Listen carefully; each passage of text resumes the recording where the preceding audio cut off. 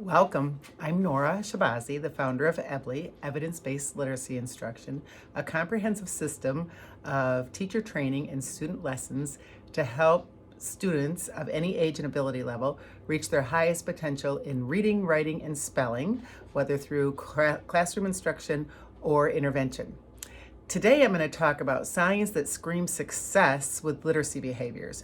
So oftentimes we're looking at assessments, but we really want to look at the children and see how do we know if you're reading well or if you're not reading well.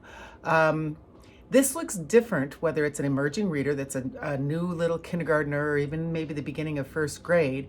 Think of them as kind of like a child learning to walk. I now have two grandsons who are walkers, and one's been walking for months and he can run, and they were just together this weekend, and the other one is just a new walker in the last week, and he's pretty amazing at how he gets around and walks literally all over the house, but he's not totally balanced. He started with just a few steps. It was just like, as far as me and fluent walking, he's not looking like I look.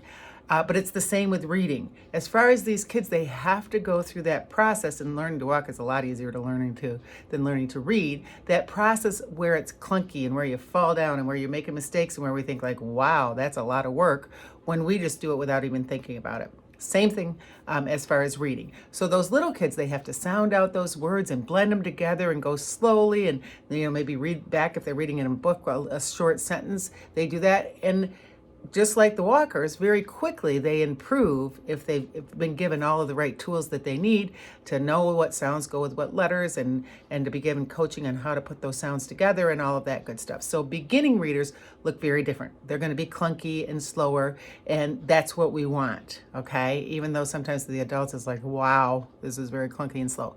Now, if you're talking second graders and above, that is not what we want. We do not want them being robotic,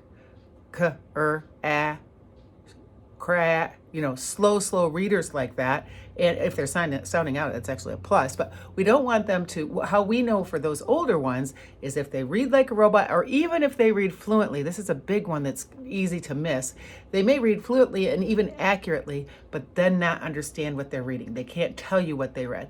And a lot of times, and the test for that is read out loud to those kids. If they can comprehend what you read out loud to them, they don't have a comprehension problem.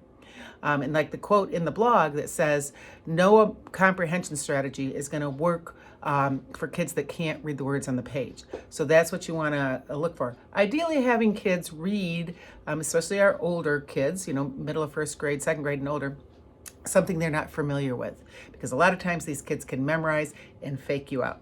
So those are the main things that you will know. There's some other specifics that are talked about in the blog, some bullet points where you'll know, like, oh yeah, this means we're on track, and oh, this means we're off track. And I will elaborate on all of those in the webinar of the same name as this blog. So if you want more information, that is a great place to go. So thanks so much for listening and for reading and for being part of this mission to teach the world to read.